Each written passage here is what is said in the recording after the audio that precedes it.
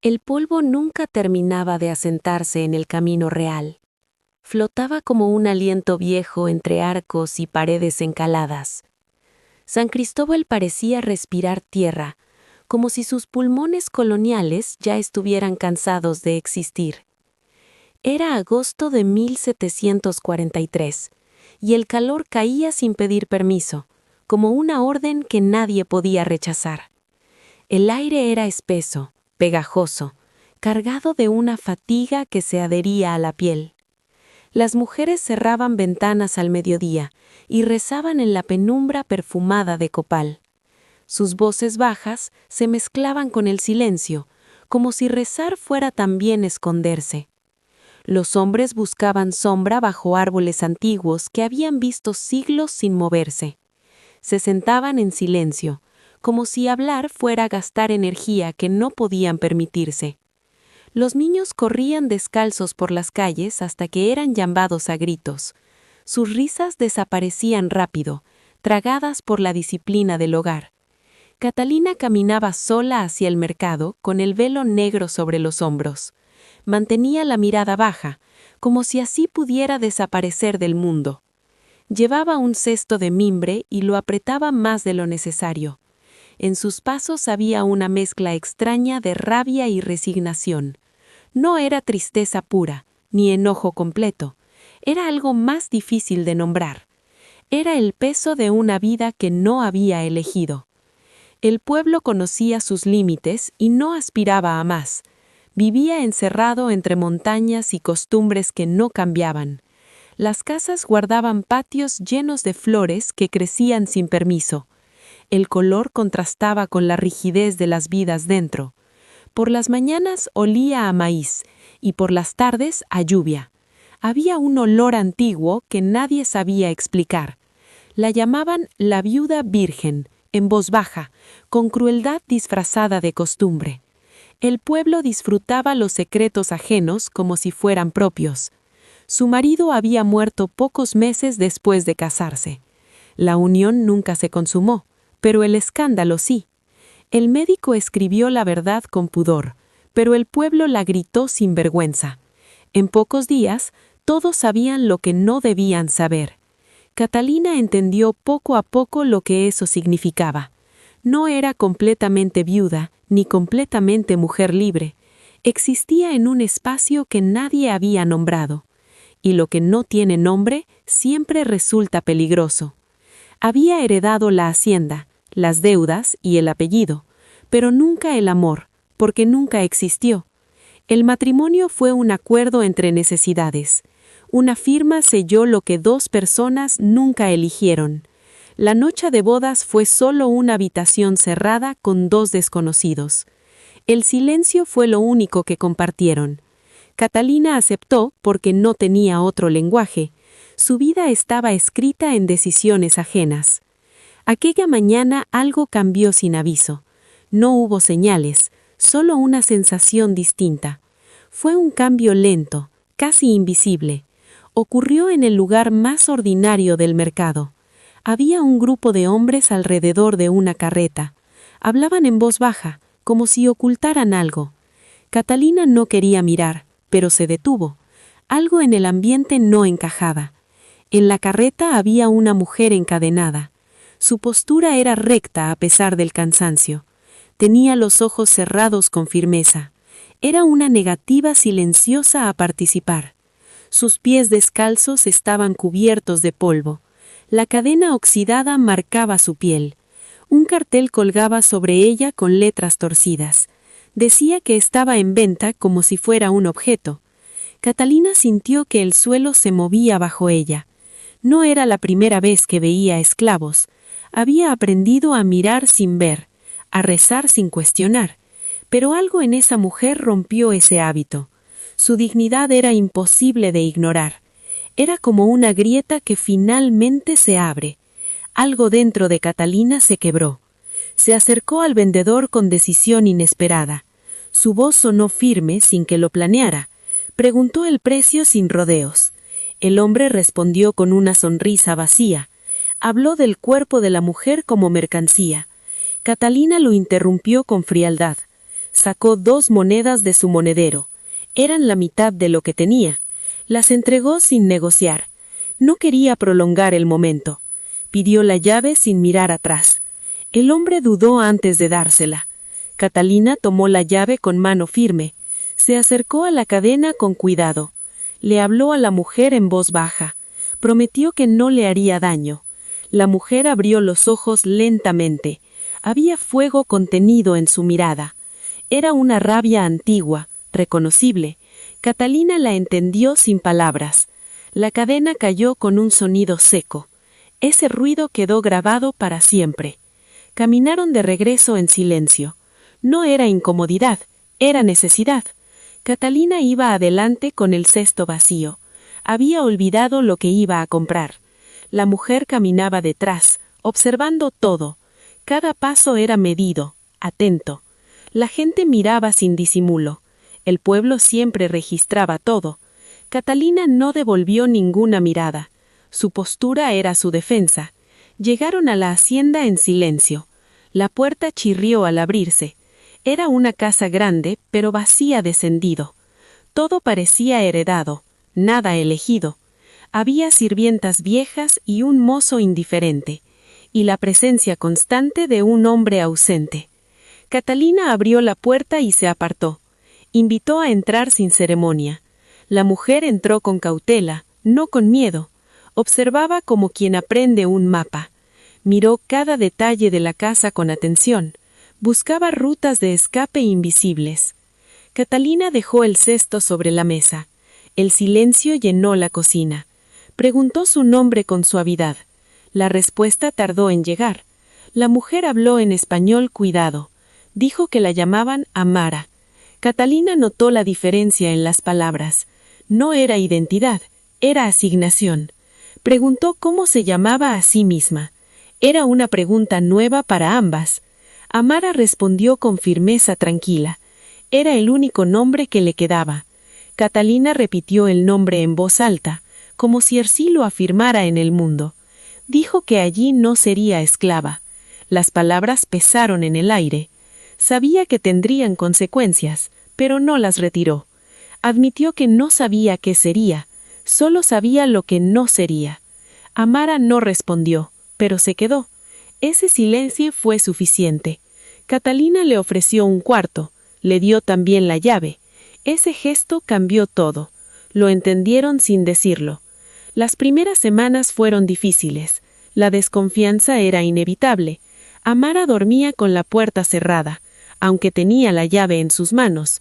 Comía sola la mayoría del tiempo. Observaba más de lo que hablaba. Registraba cada detalle de la casa, como si su vida dependiera de ello. Miraba a Catalina con atención constante. Evaluaba cada gesto, cada palabra. Veía su rutina diaria en silencio. Aprendía quién era sin preguntas. Catalina revisaba cuentas con cansancio. El peso de la hacienda era evidente. Regaba el naranjo en el patio. A veces se quedaba mirando el cielo.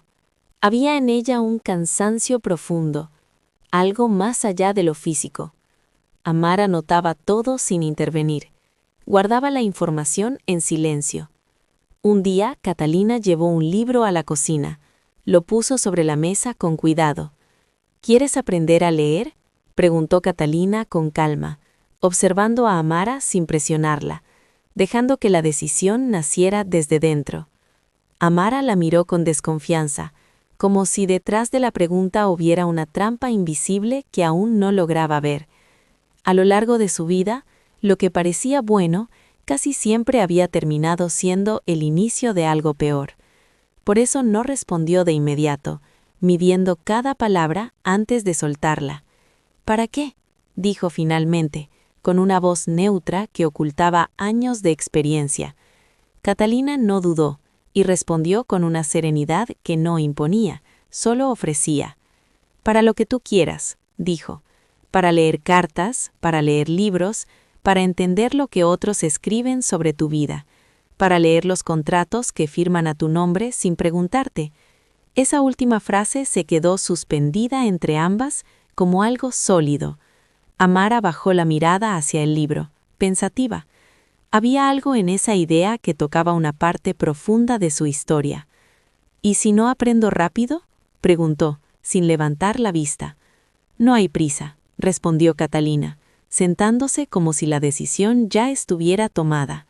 Yo tampoco aprendí rápido, añadió con una leve sonrisa, y eso pareció aliviar una tensión invisible en el aire.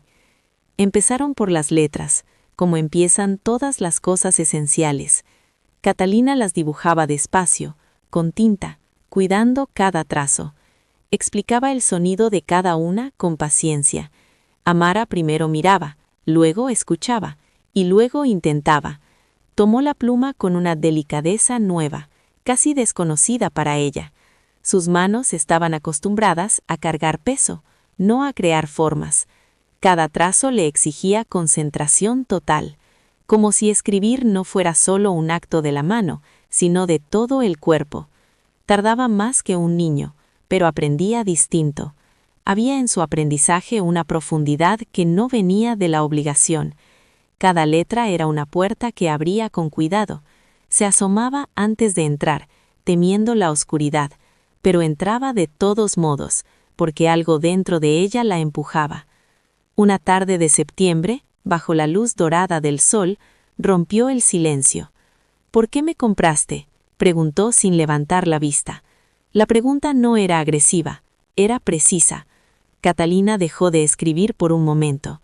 Pensó antes de responder, buscando honestidad en lugar de comodidad. «Porque no pude no hacerlo», dijo finalmente. Amara no quedó satisfecha con esa respuesta. «Eso no es una respuesta», dijo. «No», admitió Catalina con tranquilidad, «pero es la verdad», añadió sin adornos. «Te vi y algo dentro de mí se movió. No sé explicarlo mejor, solo sé que fue una decisión mía». Amara no respondió. Siguió escribiendo, pero algo cambió en su forma de sostener la pluma. Había menos tensión en sus dedos, más seguridad en el trazo, como una planta que se inclina hacia la luz, aunque aún no confíe del todo en ella. El padre Ignacio llegó sin aviso una mañana. Entró con la autoridad de quien cree que todas las puertas le pertenecen. Dolores lo hizo pasar sin cuestionar. Catalina bajó a recibirlo con calma. «No lo esperaba», dijo. «Las visitas pastorales no necesitan anuncio», respondió él. Se sentó sin invitación. Aceptó el chocolate como si fuera suyo. «Me han dicho cosas», dijo tras un silencio calculado. «La gente siempre dice cosas», respondió Catalina. «Dicen que tienes a una negra viviendo aquí, que le enseñas a leer». Catalina no se alteró. «Sí, vive aquí», dijo. «Y sí, le enseño. No veo dónde está la prohibición». El padre frunció el ceño. Habló del orden natural de las cosas. Catalina respondió sin elevar la voz. «También era legal vender personas», dijo. «No creo que Dios escribiera esas leyes». El padre dejó la taza con fuerza. «Verás, eres vulnerable», dijo. «La Iglesia protege a sus hijas». «La Iglesia debería proteger a todos», respondió Catalina. El silencio se volvió incómodo. El padre se fue con una advertencia disfrazada. «Este pueblo tiene memoria larga», dijo. «Lo sé», respondió ella. «Por eso cuido mis decisiones». Amara escuchó todo desde el pasillo. «Te traerá problemas», dijo. «Ya los tengo», respondió Catalina. «La diferencia es que ahora los elegí». «¿No tienes miedo?», preguntó Amara. «Sí», dijo Catalina. «Tengo miedo todos los días, pero ya no es suficiente para detenerme». Esa noche, Amara dejó su puerta entreabierta. Fue un gesto pequeño, pero significativo. El invierno llegó con niebla espesa. El pueblo seguía hablando. Doña Remedios empezó los rumores. La historia creció en cada boca. Se volvió algo irreconocible, pero útil para el miedo colectivo. El alcalde llamó a Catalina. La conversación parecía informal, pero era una advertencia. Catalina se sentó erguida. «¿Hay una ley?», preguntó. El alcalde no supo responder. La dejó ir con vaguedades, pero el mensaje estaba claro. Al volver, encontró un símbolo en su puerta, negro, dibujado con carbón. Llamó a Amara. Amara lo reconoció de inmediato. No es brujería, dijo, es miedo. La gente marca lo que teme, para sentir que lo controla. Amara limpió el símbolo, con movimientos firmes. Antes funcionaba, dijo. Ahora no lo sé. Fue la primera vez que sonrió. Una sonrisa pequeña, pero real. Algo cambió entre ellas ese día, como el aire después del polvo. La primavera llegó con lluvia, y con flores violetas en las calles. También llegó Santiago Morales, con libros, herramientas y propósito. Discutía con el boticario en el mercado, sobre medicina y errores. Catalina intervino. Confirmó con conocimiento. Santiago la miró sorprendido. No era común encontrar eso. Hablaron con naturalidad, sin jerarquías invisibles. Él volvió días después, con un libro como excusa. Se sentaron a conversar, sobre medicina, historia y plantas. El tiempo pasó sin notarse, como pasa cuando hay comprensión. Y algo nuevo comenzó. De España llegaban tarde, con décadas de retraso, y con precios tan altos que casi nadie podía comprarlos.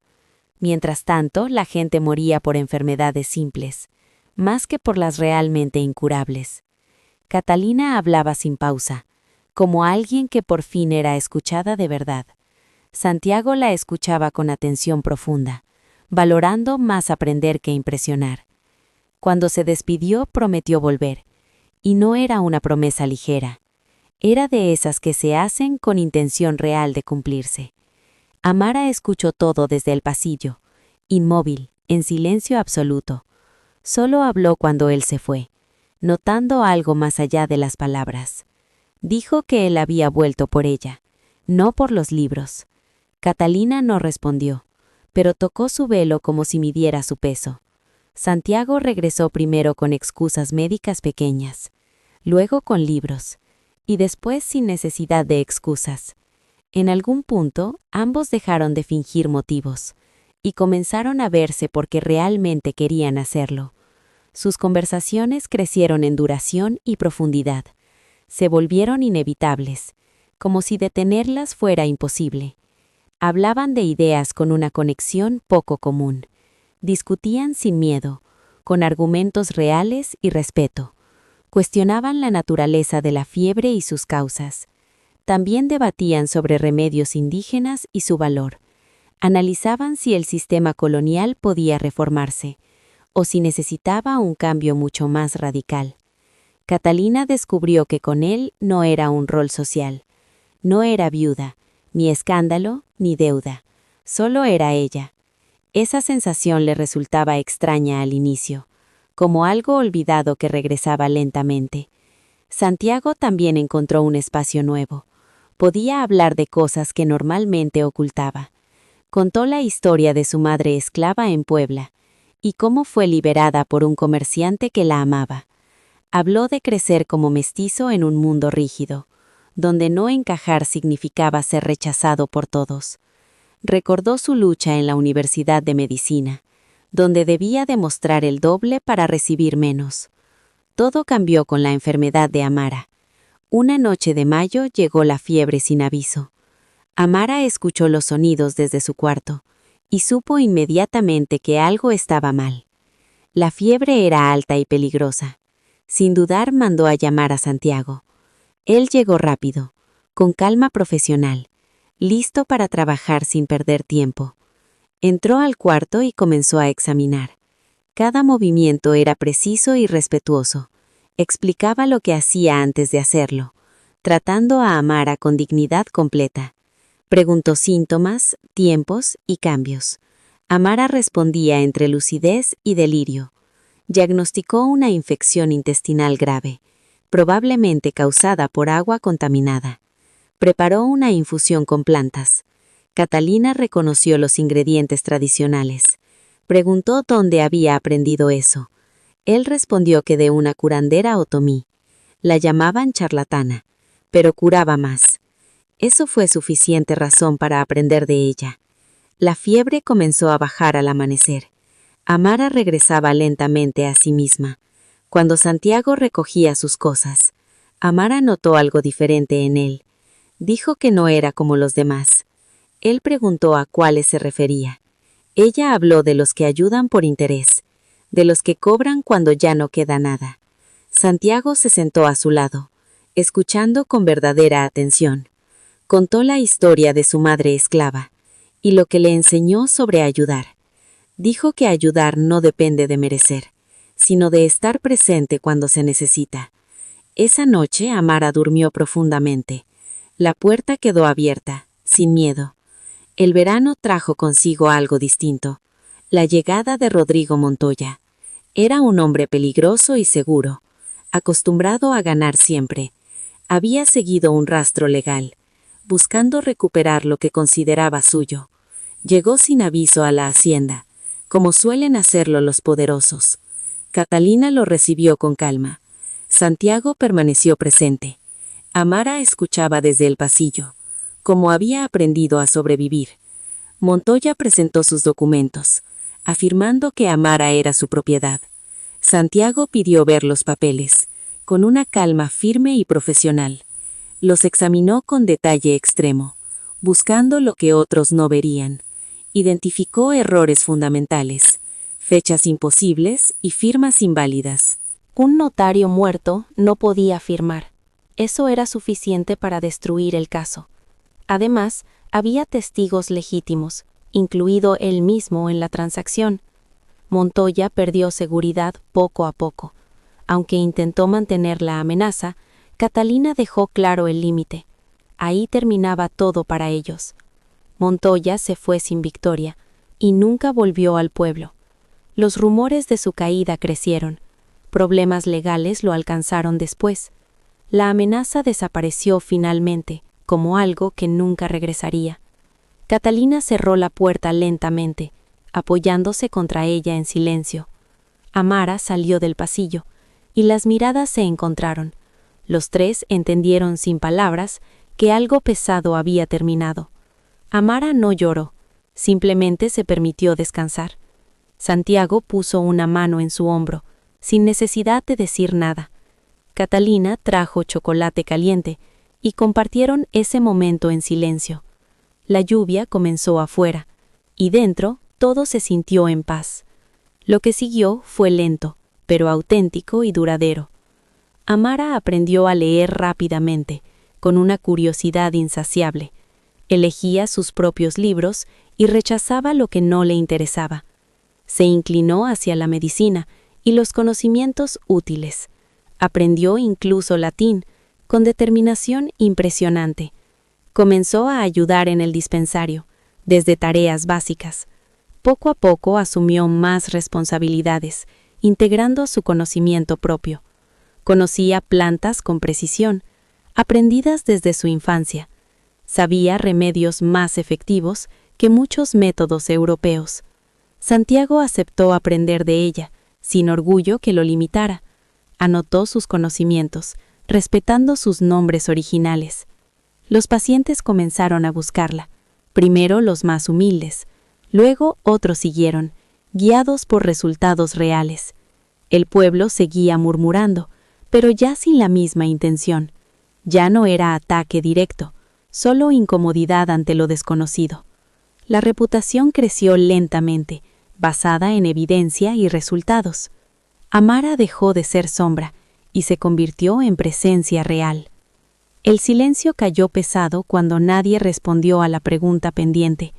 El padre Ignacio regresó en octubre con intención firme, pero encontró a una mujer distinta, imposible de doblegar con palabras antiguas. La visita fue breve, incómoda para él. Catalina ya no temía sus argumentos. Se marchó sin insistir, entendiendo que no habría tercera vez. Un martes cualquiera, Catalina despertó sin plan alguno. Se miró al espejo y vio el velo negro reposando en la silla. Lo observó en silencio unos segundos y comprendió que no volvería a usarlo. Lo dobló con cuidado, sin prisa. Lo guardó en el fondo de un cajón olvidado. Cerró el cajón con suavidad, y con ese gesto cerró también una etapa entera.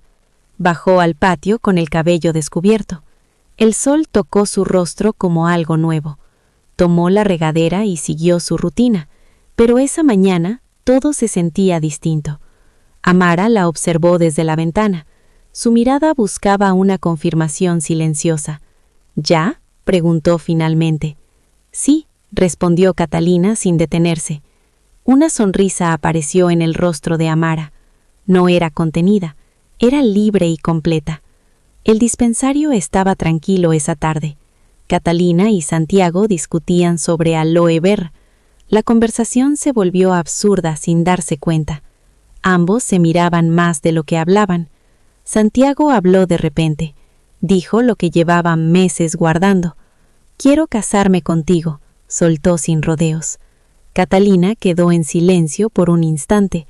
Él explicó torpemente su decisión. Dijo que no existía el momento perfecto.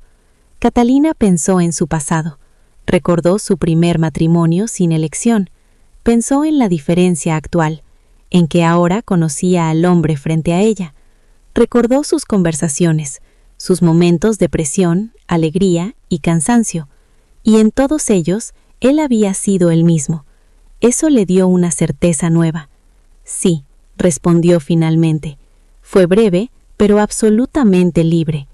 La boda fue sencilla, sin lujo ni exhibición innecesaria. Se celebró en una pequeña capilla, un miércoles tranquilo de noviembre. Solo asistieron los cercanos, personas que realmente importaban. Dolores lloró sin vergüenza. Las lágrimas eran de felicidad genuina. Un mozo llegó bien peinado por primera vez. 2 pacientes asistieron como amigos. Un sacerdote joven ofició la ceremonia. Hablaba con calma y pensaba antes de hablar. Amara se sentó en primera fila. Vestía un vestido azul oscuro. Era un regalo de Catalina. Lo había aceptado sin palabras semanas antes. Ese día lo llevaba puesto con orgullo. Había comprado un prendedor con su dinero. Era simple, pero valioso para ella. Representaba su primera elección propia. Cuando terminó la ceremonia, se tomaron de la mano. Se miraron sin miedo ni artificio. Catalina sintió firmeza bajo sus pies. Por primera vez, una elección era completamente suya. La celebración fue en el patio, bajo un viejo naranjo cargado de frutos. Las mesas estaban decoradas con manteles antiguos. Dolores los había guardado durante años. La comida llenaba el aire de aromas: tamales, frijoles, pan y atole. La música comenzó antes del anochecer, guitarras que llenaban el cuerpo de energía. Catalina bailó sin reservas, como nunca lo había hecho antes. Santiago la siguió con torpeza sincera, pero con alegría verdadera. Amara observaba desde una banca. Su expresión ya no era cerrada. Había algo más abierto en ella, algo cercano a la paz. Dolores le colocó una flor en el cabello. Esta vez no protestó. La noche avanzó lentamente. La fiesta se volvió más tranquila. Amara se acercó a Catalina. Le susurró algo al oído. Catalina se giró sorprendida. Vio algo nuevo en su mirada. Era una emoción desconocida. Era esperanza. «¿Cuándo lo supiste?», preguntó. «Hace 3 semanas», respondió Amara. Quería decirlo en un buen día, y ese día había llegado. Catalina la abrazó con fuerza, sin cálculo ni reservas. Amara no se tensó. Se permitió recibir el abrazo. Estaba embarazada. La noticia flotó entre ambas. Santiago lo supo poco después. Su reacción fue inmediata. Sintió alivio profundo. No por él, sino por Amara. Se sentó a su lado con calma. Le preguntó cómo se sentía. «Asustada», respondió ella, pero también firme. «Esta vez es diferente», dijo, y él lo confirmó con seguridad. La noche siguió su curso. Las velas iluminaban la fuente. El naranjo se movía con la brisa. Todo parecía en equilibrio. El niño nació en agosto, en la misma época de un recuerdo lejano. El parto fue largo y difícil. La noche parecía interminable. Santiago mantuvo la calma. Catalina sostuvo cuando fue necesario. Hubo un momento de miedo profundo, un miedo que venía del pasado. Santiago habló con firmeza, le recordó dónde estaba. Amara respiró y continuó. Decidió avanzar. El llanto del bebé rompió la madrugada, un sonido claro y lleno de vida. Santiago lo recibió con firmeza, Lo colocó en brazos de Amara. Ella lo miró sin prisa, como si el tiempo se detuviera. Su expresión era completamente nueva, sin miedo, sin barreras. Catalina lloró en silencio, Santiago también. «¿Cómo se llamará?», preguntaron. Amara pensó un instante, recordó una historia y eligió un nombre. «Tomás», dijo con suavidad. El nombre llenó la habitación. El niño creció libre, sin imposiciones tempranas. Aprendió varios idiomas, escuchó historias reales, conoció su origen poco a poco, sin mentiras innecesarias. Un día hizo una pregunta simple. «¿Duele recordar?». Amara respondió con honestidad. «Sí, pero menos ahora, porque tenía algo más fuerte, algo que equilibraba el pasado, el hogar que construyeron. Eso pesaba más». El pueblo cambió lentamente, como cambian las cosas reales. Amara ganó respeto por su conocimiento y su trabajo. Las personas acudían a ella porque sabían que funcionaba. Los viejos conflictos se apagaron, sin grandes confrontaciones. El tiempo siguió su curso y la vida continuó creciendo. Catalina construyó su identidad, más allá de etiquetas antiguas. Tomás creció curioso, observador y tranquilo. Un día hizo otra pregunta. Quería saber el inicio. Catalina pensó en silencio. Recordó un momento simple. «Fui al mercado», dijo, «y regresé con algo distinto». «¿Y ahora cómo se llama?», preguntó él. Ella miró el patio, observó todo lo construido y respondió con certeza. «Casa».